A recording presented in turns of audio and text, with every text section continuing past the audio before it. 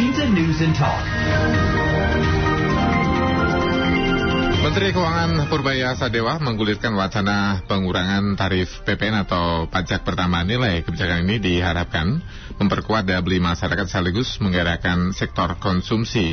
Apa dampak utama jika kemudian pemerintah menurunkan PPN? Dan apa sebenarnya yang harus dikaji oleh pemerintah sebelum membuat keputusan berkaitan dengan PPN? Kami bahas lengkapnya bersama dengan pimpinan sekaligus pendiri Indonesian Tax Care, Basuki Widodo.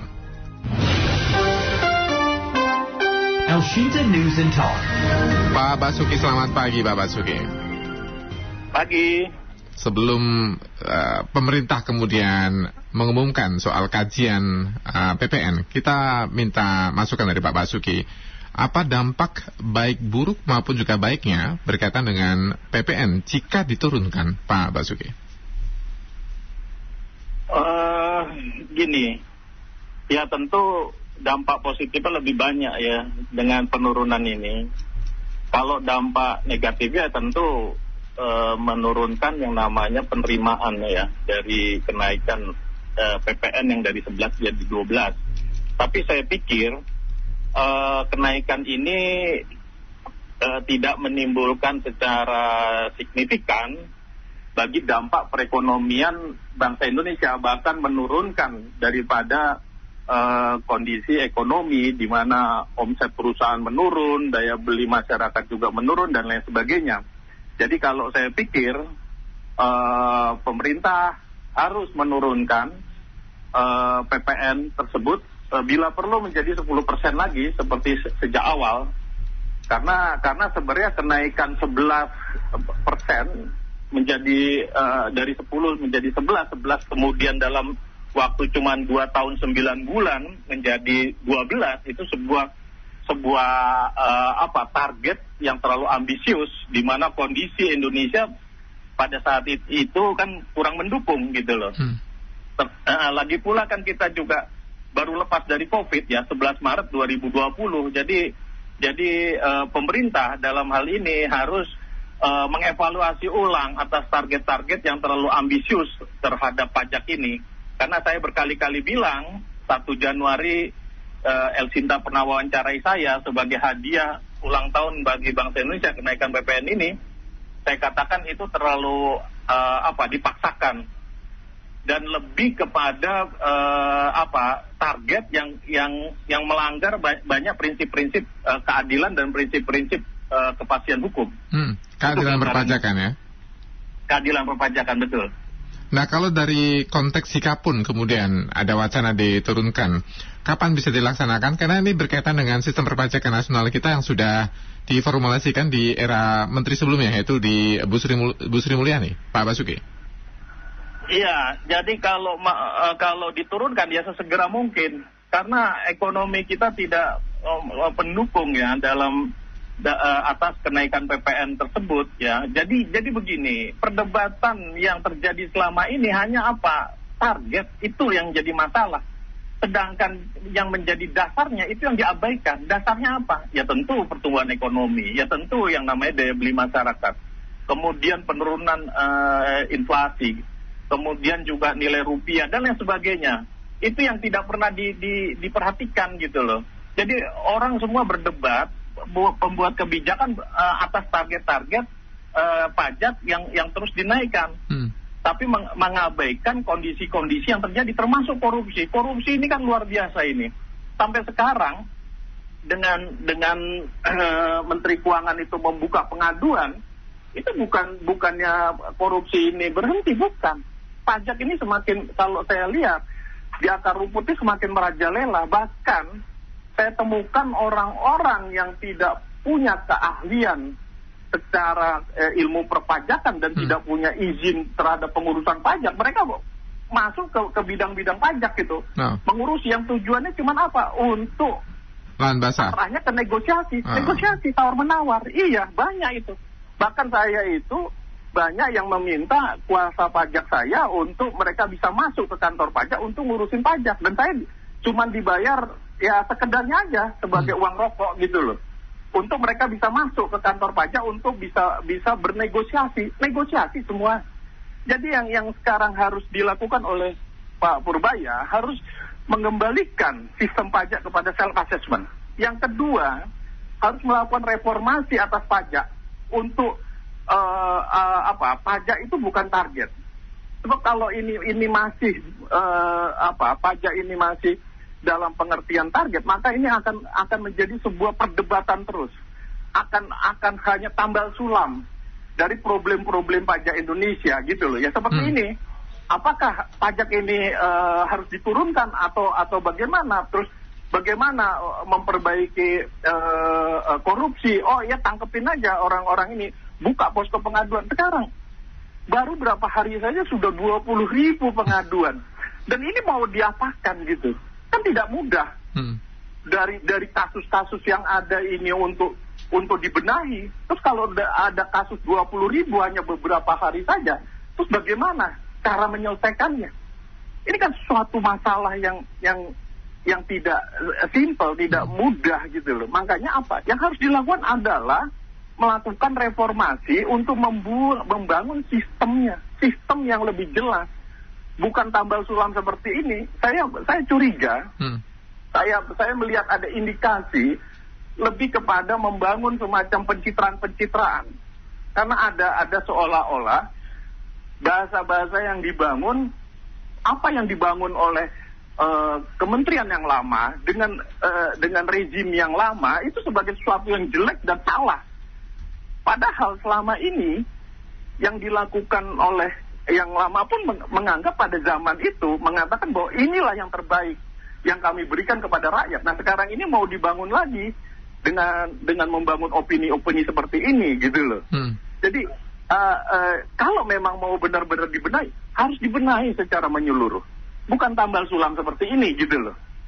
Jadi sekarang ini sistem pajak Indonesia terjebak dalam situasi apa?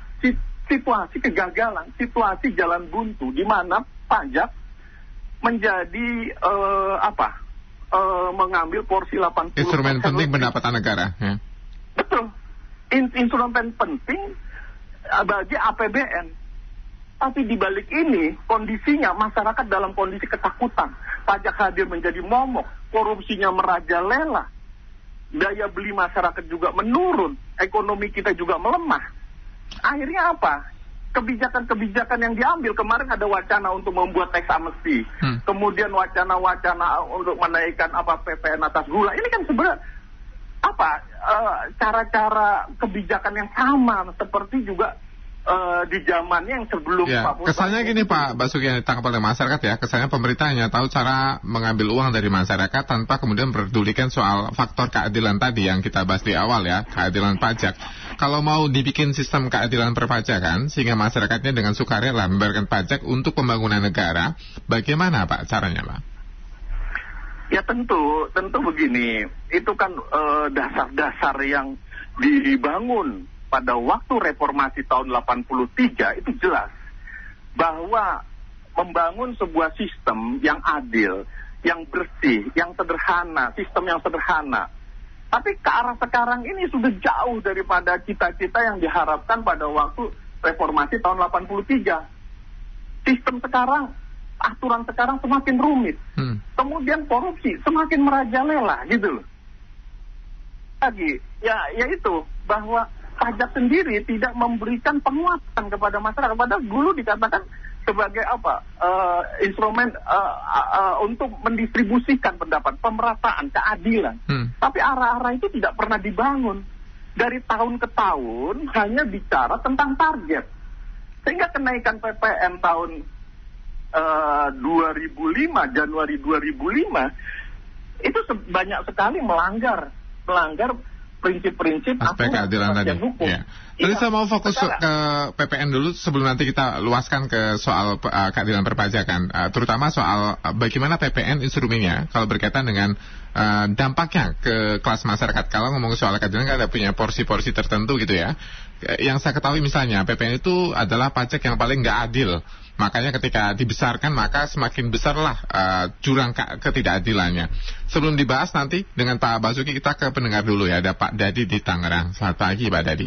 pagi Bung Asrofi, Pak Basuki, selamat pagi. Ya, silakan. Iya, saya sebagai masyarakat melihat era baru nih, Pak. Ya, Bung Asrofi, era baru Presiden Prabowo yang akan memberantas korupsi, ya, dana-dananya, uangnya yang masuk itu kembalikan ke rakyat, ya, yang saya sudah dengarkan apa yang dia sampaikan, ya, untuk membangun semua istilah nelayan, kampung nelayan, ya kan, sekolah-sekolah akan dibangun, lah baguslah, karena ini tugas mulia untuk membangun negara ini akan maju dari uang-uang yang selalu hilang, ya, untuk negara. Dari penghasilan dari pertambangan yang itu. Jadi era udah baru ini istilahnya. Saya mengharapkan ya apa yang dilakukan Pak Menteri yang baru ini, Menteri Keuangan Purbaya, ya sesuai dengan apa yang dia inginkan Pak Prabowo gitu loh. Jadi semuanya ini bersih gitu loh. Kalau soal istilahnya masa lalu ya zaman Sri Mulyani ya sudahlah itu udah dilupakan aja lah. Jadi kita eranya membahas masalah-masalah yang baru ini, apa yang dikerjakan kita kita kawal lah. Jadi berpihak kepada masyarakat. Ini era berpihak ke masyarakat nih kalau saya lihat nih Menteri Keuangan nih Pak Purbaya ini kan. Contohnya UKM, ya uang yang nongkrong di BI diguyurkan untuk aktivitas rakyat. Nah itu bagus tuh. Saya sebagai masyarakat oke lah itu bagus dan ekonomi sekarang kan katanya kan 5%,12 ya. Ya, jadi baguslah ini. Jadi mudah-mudahan ya soal perpajakan ini saya mengharap jadi biar istilahnya menteri yang yang punya tanggung jawab apa aturan yang dia bikin mungkin sudah bagus ya karena era mereka yang berkuasa dan dia tahu persis apa adanya dan dia tidak hanya backgroundnya seorang ekonom juga tapi kan saya lihat dia itu sudah kemana-mana itu. Sampai ke bawah ekonomi ke UKM segala dia terjun ke situ ya bahkan mereka juga istilahnya saya lihat dia berpihak sekali ke UKM jadi makanya kalau dana-dana yang ini akan disalurkan tuh bagus untuk pertumbuhan ekonomi. Apa tandanya berpihak ke UKM Pak? Jelas itu udah jelas jadi kan dia mendorong jadi uang-uang yang nganggur tuh kalau yang nggak mau ini diambil untuk UKM untuk kerja usaha lagi. Bahkan tempo hari ini Pak Prabowo kan sudah menghapus tuh kredit macet kan Pak Asrofi ya dah yang itu diputihkan itu saya selalu ingat itu sudah membantu sekali itu mereka bisa aktivitas lagi. Jadi uang-uang baru yang diambil dari orang-orang yang koruptor ini kasihkanlah ke masyarakat biar ekonomi itu bergerak. Saya harapkan seperti itu aja. Jadi kita kawal mudah-mudahan Pak Purbaya itu bisa melaksanakan apa yang diinginkan Pak Prabowo. Itu aja. Terima kasih. Baik, terima kasih. Takutnya ke arah eksposur yang berlebihan sehingga ada media darling, ada pengkultusan gitu ke arahnya sana. Meskipun kita juga tetap harus kritis ya Pak Basuki. Ya. Apakah betul yang disampaikan oleh Pak Dadi tadi? Ya, jadi gini, ini yang terbangun di masyarakat. Jadi gini, problem negeri ini sangat luar biasa. Di mana saya tidak jangan meninggalkan masa lalu. Masa lalu itu belajar. Pajak ini nih bergerak dari suatu yang salah sekarang ini. Terus mau diperbaiki oleh seorang Menteri Keuangan Purbaya. Nggak mungkin bisa. Saya mengatakan harus membangun sistem. Apa yang dilakukan oke, kita apresiasi. Pak Prabowo punya keinginan untuk memperbaiki, kita apresiasi, kita dukung. Tapi satu hal, gak bisa semua dilakukan hanya sebatas tambal sulam. Sekarang banyak kasus-kasus yang diungkap adanya uang yang yang mandek, kemudian ada juga MBG segala macam. Jadi ini sebenarnya ada apa di balik ini? Kalau kita mau cari sebuah rusaknya negeri ini sangat mudah, tapi problemnya bukan itu. Problemnya bagaimana memperbaiki. Jadi saya hanya mengusulkan kalau memang Pak Purbaya memang mau benar-benar memperbaiki, perbaikilah, bangunlah sistem yang benar-benar baik. Sistem yang baik yang bagaimana? Dari 83 sampai saat ini Indonesia tidak punya yang namanya arah yang jelas atas pembangunan sistem pajak Indonesia.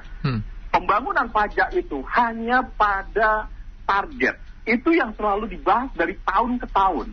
Sekarang kalau Pak Purbaya mengungkap, membuka sebuah posko pengaduan segala macam, memang ini semua tersembunyi kok selama ini, gitu loh. Kita lihat 349 triliun. Siapa dulu yang mengungkap itu? PPATK atau siapa itu yang mengungkap? Kita terkaget-kaget dengan 349. Tapi apa muara dari sini semua? Akhirnya kasus ini ditenggelamkan begitu saja. Politis. Kasus Rafael Alun. Rafael Alun itu perpajakan juga. Iya, perpajakan. Itu kan muncul dari penyiksaan anaknya siapa itu yang dipukuli oleh anaknya Rafael Alun. Sehingga apa? Tersiarlah kabar bahwa itu pejabat pajak gitu. Akhirnya dicarilah pejabat pajak itu siapa. Kemudian apa? Dicarilah kesalahan-kesalahan dia untuk dikeluarkan. Sehingga ketahuan ada kasus lain di balik kasus itu ya. Sebenarnya kasus Rafael Alun itu banyak sekali, ribuan. Tapi kenapa ini? Dan lebih banyak kasus pajaknya hingga saat ini belum terekspos. Belum jelas, nggak jelas. Akhirnya harus dikorbankan untuk apa? Untuk ditutup masalah-masalah pajak itu. Itu artinya komitmen perbaikinya belum, hanya membeberkan masalah saja, belum ada komitmen perbaiki. Belum membangun sistem yang saya bilang. Makanya kalau memang benar-benar serius, saya sudah masukkan surat untuk rapat dengar pendapat terkait apa? Perbaikan sistem. Jadi sistem ini harus punya arah yang jelas. Apa yang kita inginkan dari pembangunan pajak. 42 tahun dari 83 sampai sekarang, sistem pajak kita tidak pernah bergerak. Kalau saya katakan, seperti orang yang berlari di tempat. Kita kecapean sendiri dengan target dari tahun ke tahun, tapi kita tidak pernah mendapatkan manfaat dari pajak yang kita bangun itu. Korupsi terus merajalela. Ini yang harus dirancang, sebuah grand design pajak, sebuah rancangan arah dari sistem pajak. Jadi pajak itu bukan target, bukan hanya membangun pencitraan. Sekarang turunkan, setelah itu selesai. Buka pos pengaduan, habis itu selesai. Bukan. Saya ingin Presiden memperbaiki ini secara serius. Bukan hanya sebatas pencitraan dan membangun opini-opini. Jadi jangan lagi terulang-terulang atas negeri ini, bagaimana kita dengan Presiden yang lama, 10 tahun kita terjebak oleh sebuah masalah yang luar biasa. Sekarang dibangun lagi dengan pencitraan dan masyarakat terkagum-kagum. Setelah itu selesai. Saya jamin pos-pos pengaduan yang dibangun oleh Menteri Keuangan kita, jangka waktu berapa? Akan setahun? Gak lama. Seperti dulu juga ya reformasi birokrasi. Sekitar tahun 2007, pajak itu. Orang-orang pajak pulang itu jam 5, ada yang jam 8, jam 7. Gak ada yang berani pulang jam 3 sore, jam 2 sore itu gak ada yang berani. Itu berjalan berapa? Nggak lebih dari setahun. Gaji dinaikkan, remunerasi dinaikkan, semua diberikan fasilitas. Dan siapa yang ketahuan akan dikeluarkan. Setelah itu apa? Back to normal. Back lagi to normal. Merajalela lagi. Korupsinya, pulang sore seenaknya, nggak karu-karuan. Nongkrong di kafe kalau dari pengaduan itu ya? Banyak sekali modus-modus di dalam. Jadi tidak bisa yang namanya seorang Menteri Keuangan bergerak sendiri. Makanya akhirnya diseranglah oleh Komisi 11, Komisi Bidang Perpajakan. Diserang berbagai pihak. Kenapa? Karena sistemnya tidak ada, hanya bermain sendiri gitu loh. Kenapa? Karena kepentingan-kepentingan dari orang-orang yang selama ini mendapatkan keuntungan terganggu gitu. Jadi wacana turunkan PPN juga bukan bagian dari solusi? Itu bagus, karena sebenarnya kenaikan PPN dari 10, 11, 12 itu kan sebuah ambisi target yang menyalahi aturan, menyalahi prinsip-prinsip perpajakan. Kalau ini diturunkan, itu bagus. Tapi bukan sebatas itu gitu. Bukan itu saja, ibaratnya itu ya sebenarnya. Bukan itu saja. Artinya kita harus mengembalikan sistem pajak ke sebuah arah yang jelas. Pemerintah harus merancang sebuah peta jalan, sebuah grand design arah dari sebuah rancangan. Bukan kita sekian tahun, 40 tahun lebih membangun pajak, ujung-ujungnya utang pajak kita menjadi ribuan triliun. Siapa yang tanggung jawab? Kan begitu itu logikanya. Di mana yang namanya penguatan ekonomi kita? Jadi ini yang harus dibahas. Ya. Saya mau tanya dulu yang basic dulu Pak. Sejak kapan sih era kita merubah haluan pendapatan negara lebih banyak bergantung pada pajak, penerimaan negara dari pajak, bukan misalnya penerimaan negara dari luar pajak? Sejak kapan Pak kita terjadi Pak? Jadi gini, sejarahnya tahun 83 Indonesia melakukan reformasi perpajakan. Reformasi ini adalah membangun sistem pajak yang lebih berkeadilan, yang mengembalikan kepada kesadaran masyarakat melalui prinsip self-assessment. Jadi masyarakat itu dibangun kesadarannya untuk membayar pajak. Masyarakat harus dibangun kesadarannya untuk mau dan mampu membayar pajak dengan mendasarkan pada prinsip kegotong royongan sebagai falsafah daripada kemasyarakat Indonesia, gitu loh. Itu 83. Ternyata dalam pergerakannya terus bergerak, pelan-pelan pajak ini berubah menjadi sebuah pemahaman yang mendasarkan pada target. Jadi prinsip self-assessment ini terlanggar gitu loh. Akhirnya pemerintah pengen mengembalikan lagi melalui reformasi birokrasi tahun 2007. Reformasi birokrasi itu yang saya bilang orang-orang pajak tuh taat waktu itu. Pulang ada yang jam 8, jam 9, mereka nggak ada. Ini zaman remunerasi awal-awal ya? Awal-awal. Awal-awal itu kenaikan gaji mereka juga setingkat pegawai orang DI dan lain sebagainya lah. Tapi setelah itu berubah semua, kembali kepada prinsip target. Kenapa? Karena kita tidak pernah punya arah yang jelas dari pembangunan sistem pajak. Jadi mulai dari kebijakan yang dibuat sampai kantor-kantor pajak itu ditargetkan untuk bisa mengumpulkan uang kepada masyarakat. Akhirnya pajak berubah menjadi sebuah monster yang menekan kepada masyarakat. Ini merusak daripada sistem kesadaran itu. Sistem yang tadi sebagai membangun kesadaran tadi. Apa biang masalahnya Pak sehingga terkesan menjadi musuh masyarakat tadi? Ya sekarang bagaimana? Kalau pajak itu diartikan target, artinya kan masyarakat menjadi target-target dari pencapaian target tadi. Sehingga yang muncul adalah misalkan ya, masyarakat hanya objek ya dalam kaitan ini, bukan subjeknya. Menjadi objek. Kalau tanda kutip objek pemerasan.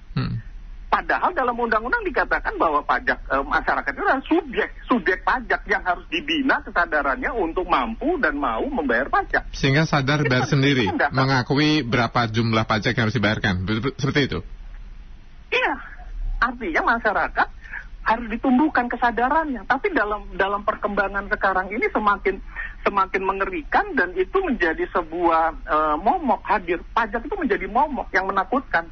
Bagaimana perusahaan-perusahaan pada bangkrut, rumah disita, rekening diblokir, lumpuh. Banyak. Tapi kan pajak kita masih kecil Pak. Kalau dibandingkan misalnya dengan negara-negara Skandinavian, negara Balkan misalnya, Skandinavian dulu lah, itu pajaknya besar-besar.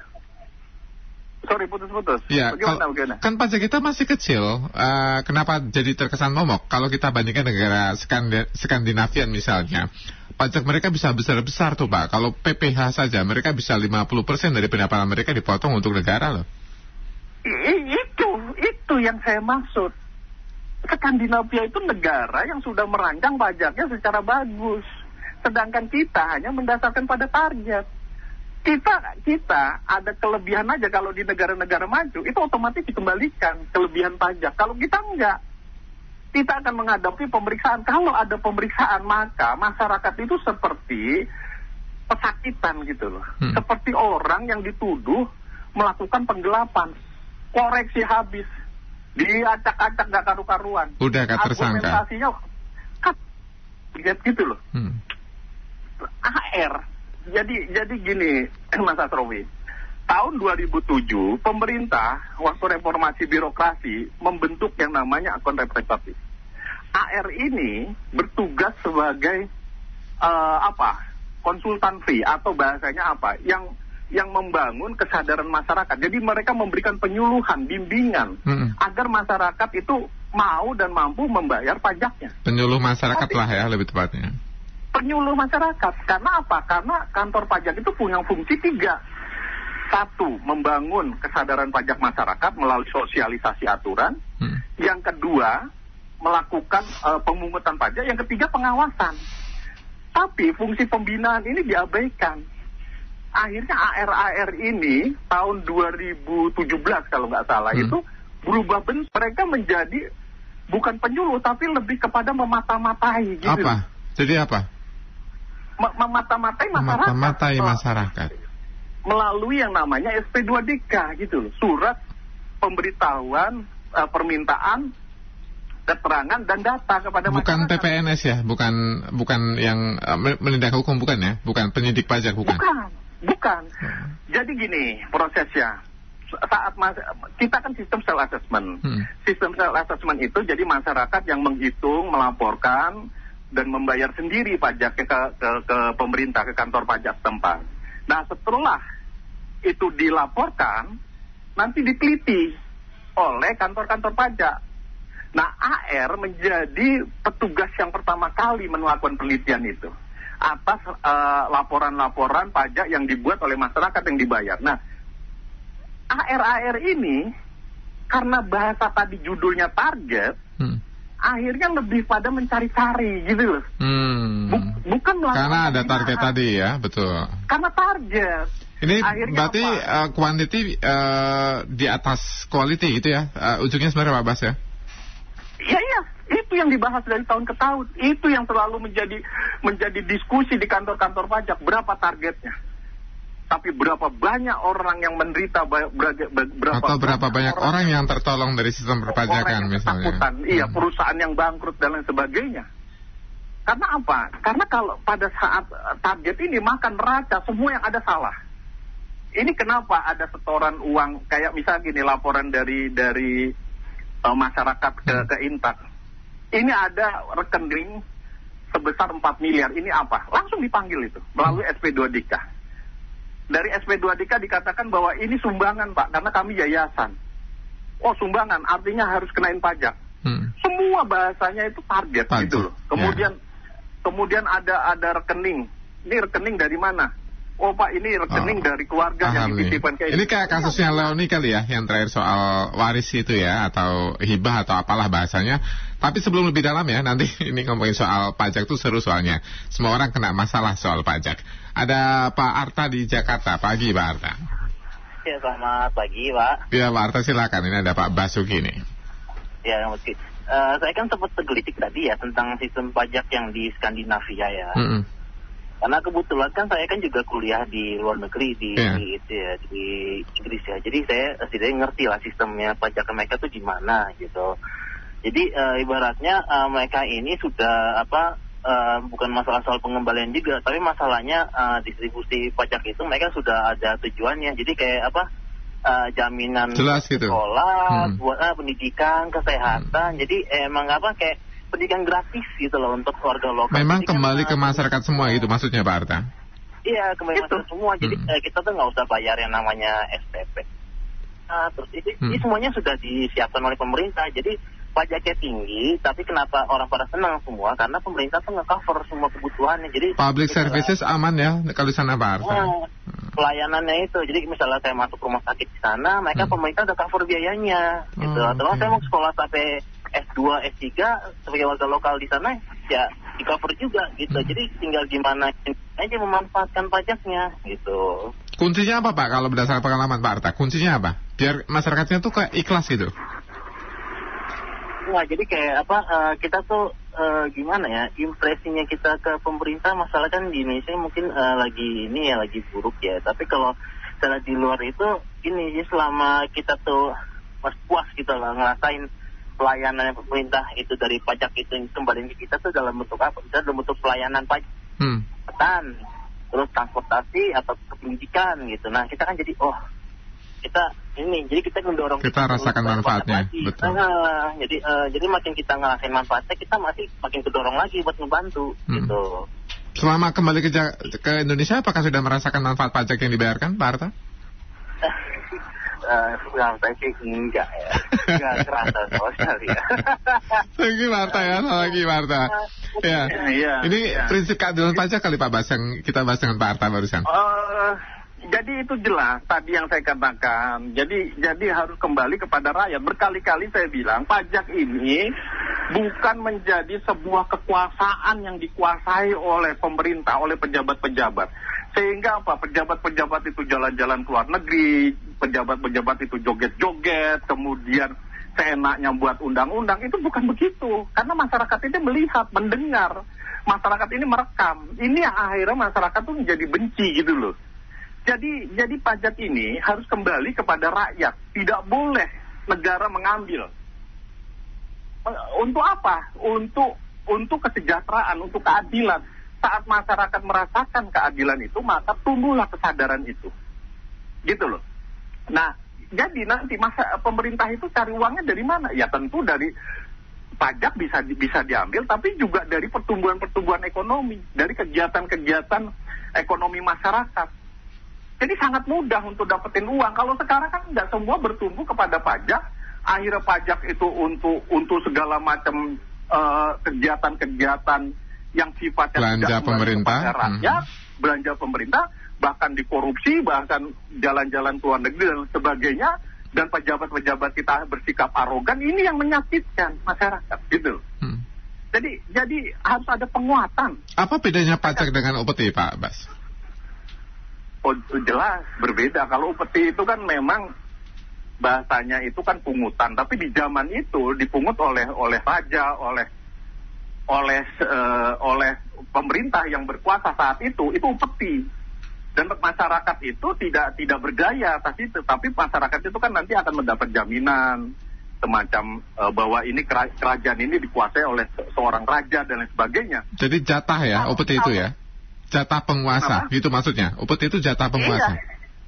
Iya, nah itu pemerintah sekarang ini lebih ke arah upeti gitu loh. Yang dibangun itu undang-undang memang ada. Kalau upeti dulu nggak ada. Kalau sekarang ini, undang-undang ini memang ada, tapi lebih condong kepada upeti dalam pelaksanaannya. Bukan yang namanya pajak. Pajak itu harus membawa sebuah kaidah ilmu perpajakan. Harus mengusung prinsip-prinsip perpajakan. Prinsip perpajakan apa? Keadilan, kepastian hukum, pemerataan pendapatan, kesejahteraan dan lain sebagainya. Ini yang harus diusung. Makanya saya katakan, saya apresiasi kepada Prabowo untuk membenahi. Saya apresiasi dengan Menteri Keuangan. Tapi tolong bukan hanya sebatas membangun opini pencitraan, karena yang lalu-lalu juga membangun seperti ini, tapi gagal lagi gitu loh. Tapi kan membangun itu kan tidak cukup hanya seorang Purbaya semata, butuh kekompakan instrumen negara loh. Betul, itu yang saya maksud, membuat sistem. Saya memasukkan surat kepada DPR untuk melakukan reformasi pajak, membangun sebuah sistem arah yang jelas dari perpajakan. Pajak bukan hanya sebatas target, kemudian uang ini dipakai seenaknya oleh pemerintah untuk menutup anggaran segala macam. Setelah itu apa?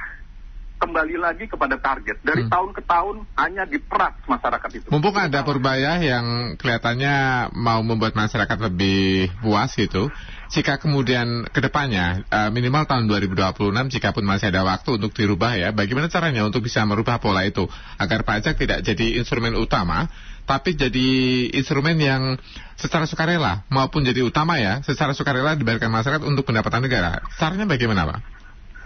Ya tentu pertama ya yang paling utama adalah membangun sebuah rancangan sistem pajak. Pembangunan pajak itu kemana?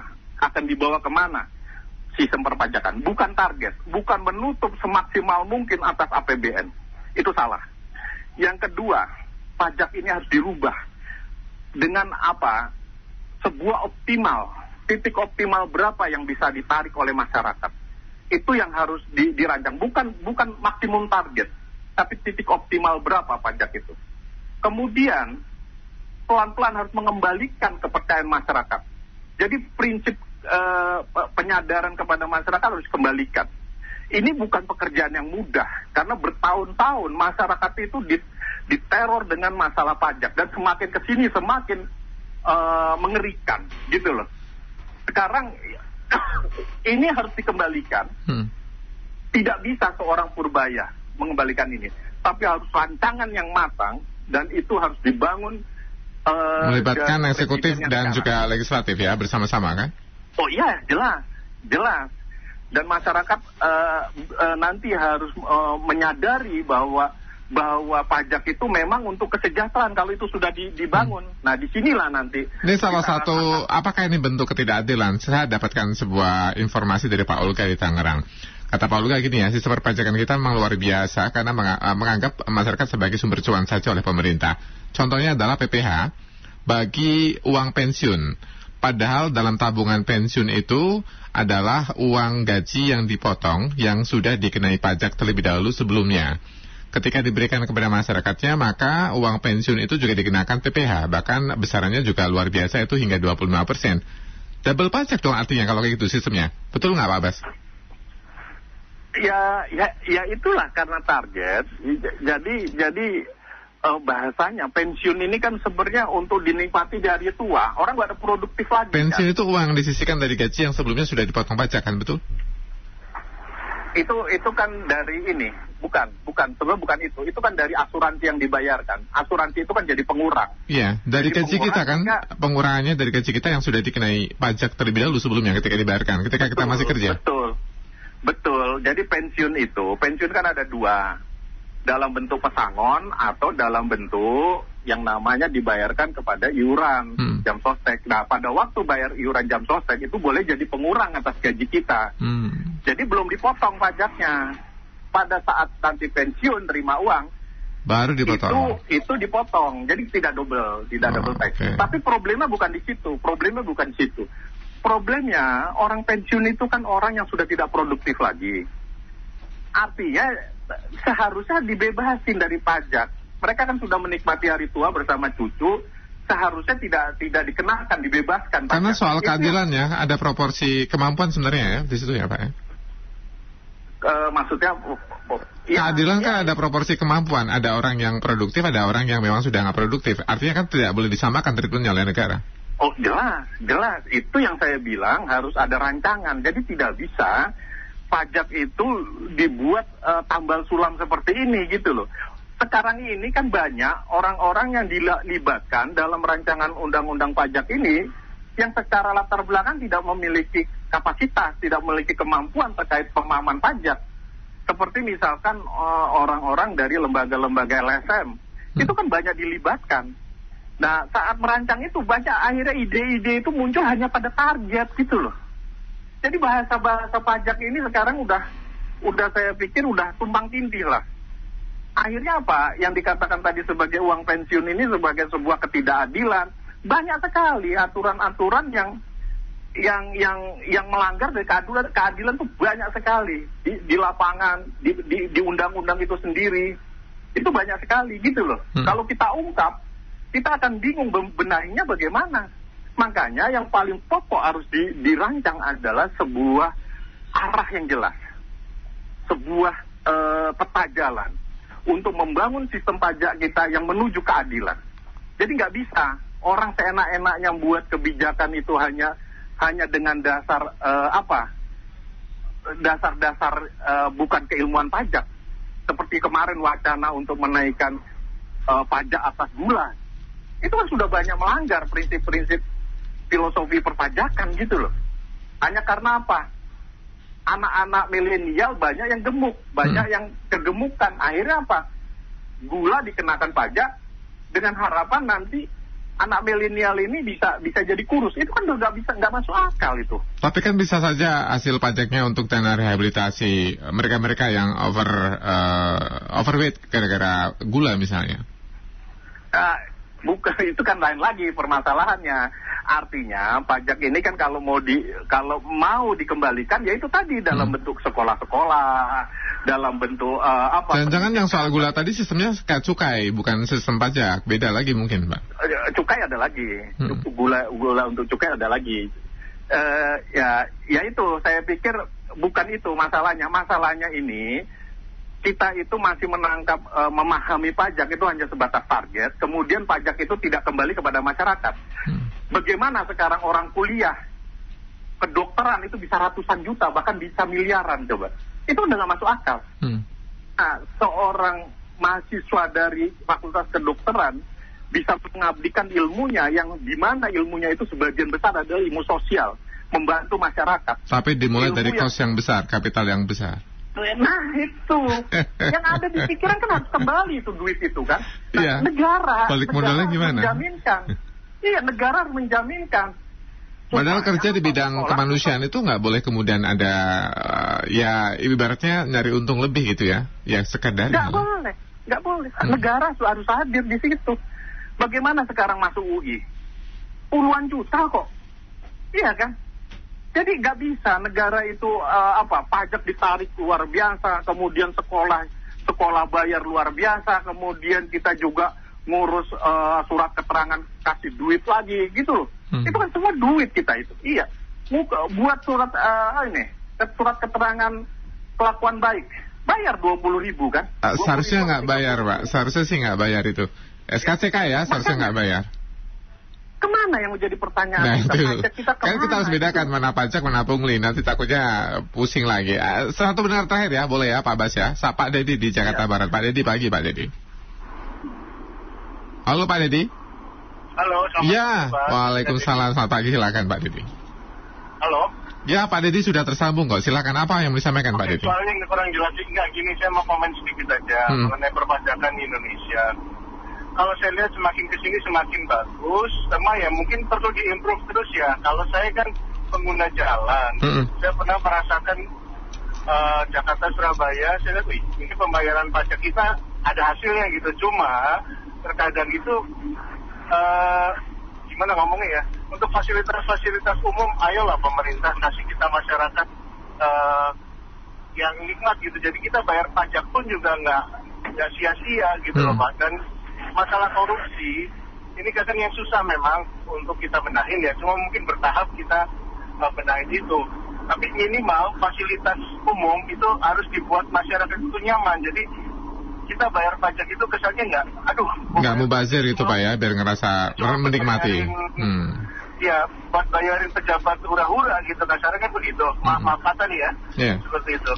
Cuma memang sekarang kalau saya bilang jauh lebih baik daripada sebelum-sebelumnya. Cuma ya, kita mungkin butuh waktu untuk menjadi seperti negara lain, semacam Australia, seperti itu kan. Bukan adik saya kan di Australia juga. Mereka itu kalau ke rumah sakit selama bukan public hospital, itu free. Seperti itu. Memang pajak mereka tinggi. Teman saya di Europe juga sama, di France, itu pajaknya tinggi. Cuma balik ke pembayar pajak sendiri melalui pelayanan publik ya?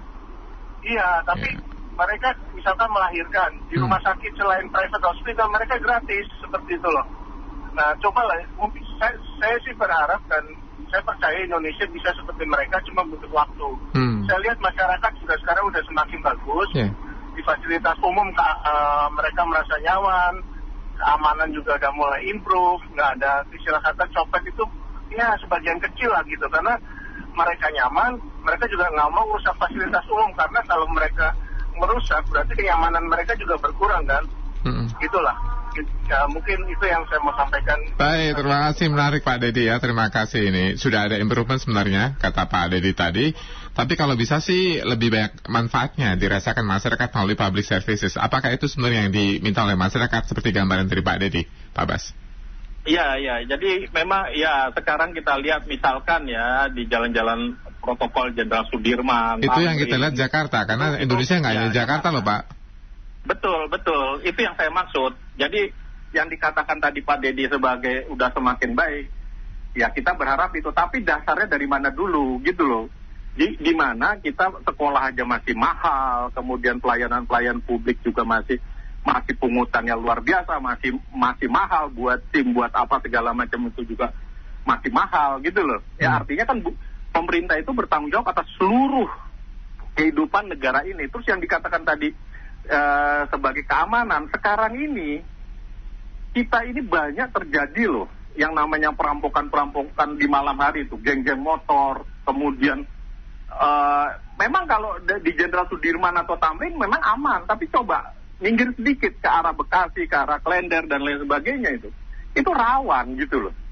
Dan ini makanya saya katakan yang harus dirancang itu adalah sebuah sistem dulu.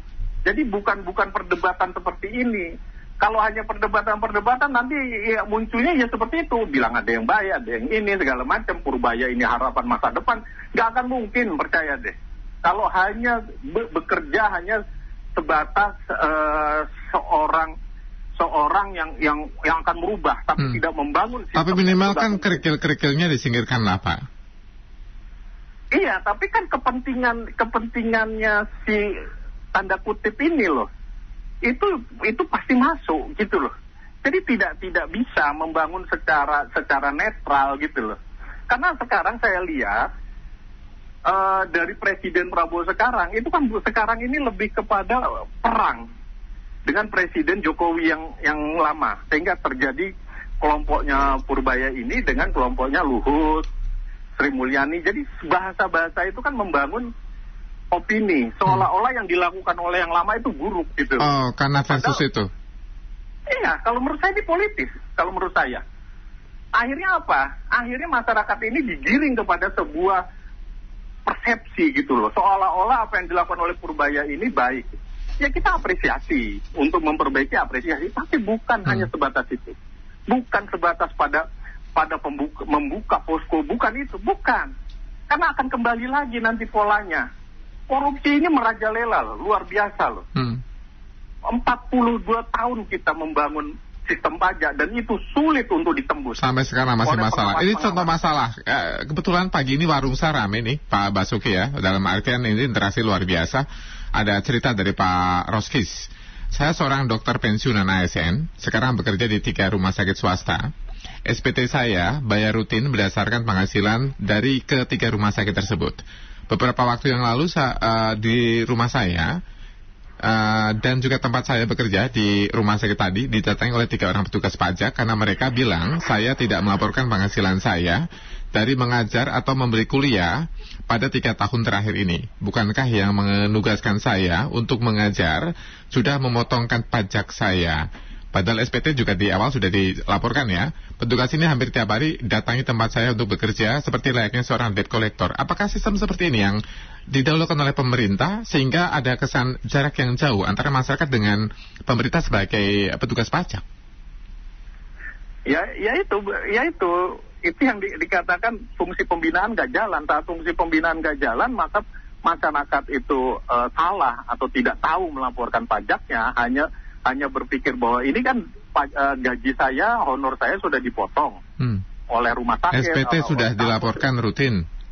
SPT sudah dilaporkan. Itu yang tadi saya bilang. Dari laporan itu dicari-cari laporannya. Oh ini ada yang salah. Ini sebenarnya jadi target. Akhirnya didatangi. Saat didatangi ya seperti itu. Itu sebenarnya bukan begitu caranya. Harusnya dikirim SP2DK. Dari SP2DK itu nanti dipanggil ke kantor pajak si wajib pajak ini, kemudian diminta menjelaskan, dan itu semua dituangkan dalam SP2DK. Nah, tapi kalau dia datang kemudian dia mencari-cari, itu juga oknum itu, mencari-cari yang namanya uang-uang tanda kutip, gitu, tekanan. Jadi prosedurnya SP2DK, tapi SP2DK pun itu juga membuka peluang terjadinya banyak korupsi. Kenapa? Karena ke SP2DK ini kan sebenarnya baru data yang masuk. Nah seringkali data yang keterangan ini akhirnya antara si wajib pajak dengan orang pajak ini main mata dia. Sudahlah ditutup aja nih, saya kasih uang sekian. Selesai itu. Pak, bukannya ada penyidik pajak, ada pembina pajak, kan perannya masing-masing. Kenapa jadi absurd nih saya dengar keterangannya Pak Basuki ini? Memang ada. Di pajak itu ada yang namanya KPK, ada yang namanya Irjen, ada yang namanya komisi pengawas pajak. Banyaklah pengawas-pengawas pajak itu kan. Tapi mereka tidak bisa menyentuh ini. Yang bisa disentuh itu yang sifatnya misalkan kasus pemeriksaan, bukti permulaan. Ya, terus ya itu yang jelas. Karena apa? Data itu jelas. Tapi kalau SP2DK kan nggak ada. Itu hanya pemanggilan. Hanya dipanggil. Saat dipanggil itu kan yang diminta itu rekening klarifikasi orang, pajak ya, betul ya? Klarifikasi pajak. Nah, pada waktu klarifikasi ini kan bisa aja si petugas pajak, oh udah Pak, ternyata pajaknya ini benar Pak, gitu. Padahal dia udah terima uang, selesai kan sudah. Bagaimana membuktikannya atas klarifikasi itu? Klarifikasi ini kan bisa aja itu dibuang atau apa, bisa aja. Apakah ada sistem bertingkatnya ke atas untuk memastikan tidak ada praktek yang merugikan negara?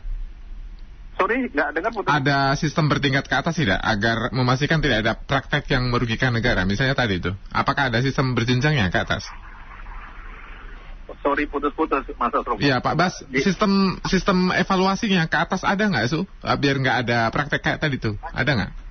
Supporting sistemnya, maksudnya dalam arti apa? Sistem evaluasi ke atasnya, apakah ada nggak? Agar nggak ada praktek kayak itu?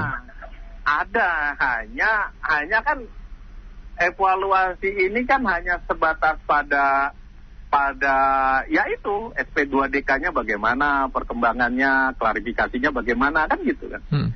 Ya, yang jelas-jelas ada data aja, seperti pemeriksaan aja nggak bisa terungkap kok, apalagi SP2DK, gitu loh. Normatif ya, satunya. Ya, normatif, ya. Satu benar terakhir ya, nanti saya mau tanya soal bagaimana cara untuk perbaiki dari hulu hilirnya. Karena ini bagian penting dari pembicaraan kita dari awal ya, bagian hulu hilir kalau mau diperbaiki, kita mulai dari mana? Tapi setelah pendengar dulu, Pak Hendra di Jakarta Utara. Pak Hendra, pagi Pak Hendra. Ya, selamat pagi Pak. Ya, silakan, ada Pak Basuki Widodo nih, silakan.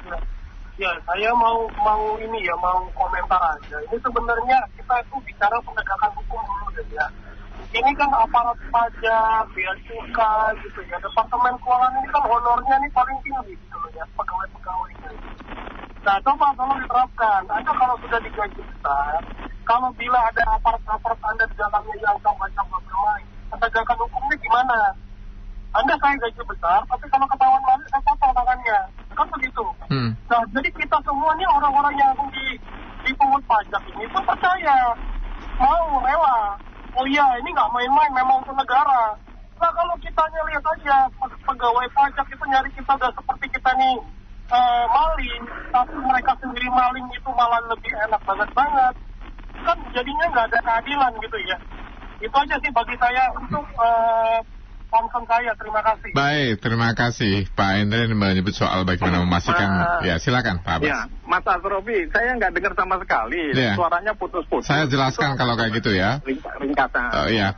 Sekaligus pertanyaan kami tadi untuk bisa menjadi bagian pentingnya adalah bagaimana memastikan bahwa ada perbaikan menyeluruh. Kalaupun mau diperbaiki secara menyeluruh dari hulu ke hilir. Seorang Purbaya melakukan apa, seorang Prabowo melakukan apa, teman-teman kita di Senayan melakukan apa? Apa yang perlu dilakukan, Pak? Jadi gini, pemerintah harus mengevaluasi ulang atas sistem pajak yang dibangun ini. Yang kedua harus membuat sebuah grand design. Grand design itu adalah sebuah target pencapaian. Bagaimana metode untuk pencapaian tersebut? Misalkan mewujudkan sistem pajak yang bersih, itu seperti apa? Dan itu ditargetkan dalam jangka waktu 5 tahun, 10 tahun, 15 tahun. Kemudian pemerintah juga harus merancang sebuah sistem pajak yang semakin sederhana.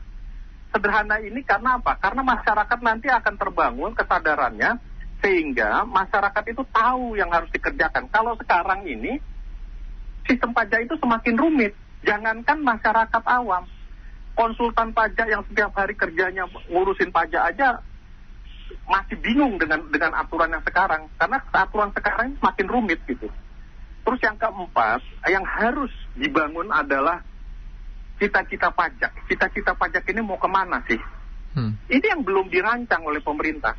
Jadi ada tahun 83 itu rancangan yang disempurnakan tahun 94. Rancangan mewujudkan kemandirian bangsa. Ya tentu dari pajak gitu loh. Tapi kemana kemandirian ini kalau kita hutang sampai ribuan triliun? Malah sekarang kita menjadi bergantung kepada negara-negara pemberi pinjaman gitu loh. Iya, bahkan disinyalir kita oleh AMCO, oleh apa tuh, dari ASEAN itu mengatakan kita akan mengalami kegagalan dalam bernegara seperti juga yang terjadi di Sri Lanka, di negara Sri Lanka, gitu loh. Ini kan sebuah sinyal yang menakutkan gitu loh. Makanya ini harus dievaluasi ulang. Masa kita terusin sesuatu yang salah berulang terus gitu loh dengan bahasa-bahasa target tadi gitu loh. Jadi target ini harus diurai menjadi sebuah rancangan strategi bagi masa depan sistem pajak kita. Itu yang harus dirancang oleh DPR, oleh Presiden. Jadi setiap oleh Menteri Keuangan, jadi Presiden atau Menteri Keuangan siapapun itu tidak bisa menjadi sebuah membangun opini dengan bahasa-bahasa saya buka posko pengaduan, saya buka ini. Gak bisa, dia harus ikuti yang namanya grand design yang sudah dirancang oleh DPR. Jadi tidak bisa seenak-enaknya bicara pajak gitu loh. Sri Mulyani dulu seenaknya begini, kemudian menteri sekarang apa yang dilakukan Sri Mulyani salah, itu bukan begitu caranya. Gitu. Jadi merancang sebuah metode, sebuah formula. Dan prinsipnya pajak harus kembali kepada rakyat dalam bentuk penguatan dan kesejahteraan. Jadi tidak berdebat seperti ini, simpang siur gak karu-karuan gitu loh. Itu yang harus. Padahal kalau pajak sampai ke masyarakat ya, dengan sadar kita akan bayarkan sebanyak apapun, kita akan bayarkan asalkan kembali ke kita sendiri yang menikmati. Pak Basuki, terima kasih, ini seru banget loh perbincangan kita pagi ini, Pak Basuki. Iya. Mudah-mudahan jadi pembelajaran ke depan ya, kita dorong bersama dan kita awasi. Selamat pagi, selamat beraktivitas ya Pak Basuki Widodo. Iya, makasih. Sama-sama. Pimpinan sekaligus founder dari Indonesian Tax Care, Basuki Widodo. Selamat pagi, ini ada tanggapan juga soal tadi yang disampaikan oleh pendengar yang Pak Dokter tadi ya, Pak Bramasta ini memberikan komentar soal kasus yang tadi. Yang kasus Pak Dokter tadi didatangi oleh petugas pajak, saya kira itu kelakuan oknum ya. Karena di kasus saya, di KPP Ciawi, tidak seperti itu. Saya dikirimi surat dan juga WhatsApp untuk dimintai penjelasan terkait ada yang ingin ditanyakan, yang lalu saya datangi kantor pajak tersebut dan selesai. Ada juga komentar dari Pak Anton ya, kepada Pak narasumber ini luar biasa bicaranya, tapi apa dong solusinya? Tadi sudah kami tanyakan ya di bagian penghujungnya. Ada juga komentar melalui WA di Jakarta, Pak Aswar. Hasil sitaan yang kemarin tersebut baru dari sektor pertanian. Sektor yang lain juga bisa dong Pak Prabowo, sehingga nanti banyak sekali penghasilan negara tidak hanya melulu soal pajak. Pak Andi di Bandar Lampung, BPN diturunkan, daya akan meningkat. Banyak perusahaan atau investor yang nanti akan kembali datang ke Indonesia untuk membuka usaha. Lamaran kerja juga akan bertambah. Pengangguran juga nantinya akan terserap. Terima kasih untuk Pak Afif di Jakarta. Pajak sama dengan upeti penjajahan di zaman Belanda. Indonesia bukan Belanda ya, jadi tinggalkanlah pungutan pajak seluruhnya dari rakyat. Ambillah pendapatan dari zakat yang lebih halal. Pak Olga di Tangerang, sistem pajak kita memang masih sangat menargetkan masyarakat sendiri sebagai sumber cuan. Salah satu contoh adalah PPH. Pak Ade, terima kasih ya untuk komentar-komentar lainnya. Mohon maaf tidak semua bisa kami udarakan. Elshinta News and Talk.